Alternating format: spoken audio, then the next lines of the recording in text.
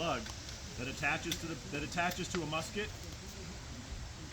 and allows a soldier that's armed with a musket to fight in hand-to-hand combat without reducing his ability to fire his weapon.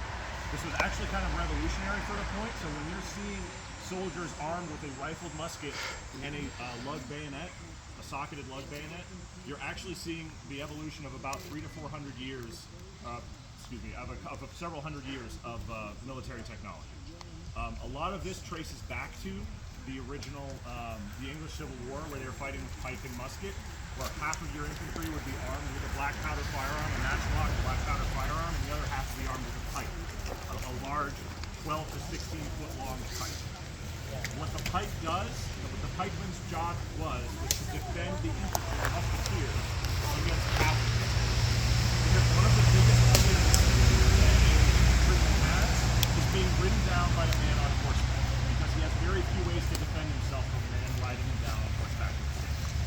So what they started doing, and well, what they would do is they would split their infantry, like I was saying, into musketeers and pikemen.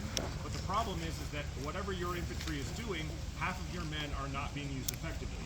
If they're engaging at range with muskets, half of your men are standing there holding pikes and not doing anything. If they're fighting in hand-to-hand combat, the musketeers really aren't as effective. They might carry a sword, or if they don't have a sword, they'll simply invert their musket and swing the stock like a club. But whatever they're doing, half of the men are really not being very effective. Their first attempt to try to remedy this was a plug bayonet, which is about as bad of an idea as you would imagine, because you have to, it's literally a knife that you have to ram down into the muzzle of your musket. Congratulations, you're a spearman. You are no longer a musketeer. You cannot fire your musket while you have a plug bayonet lodged in it.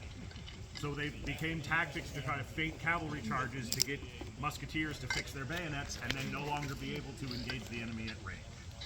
They eventually would develop socket bayonets and lug bayonets.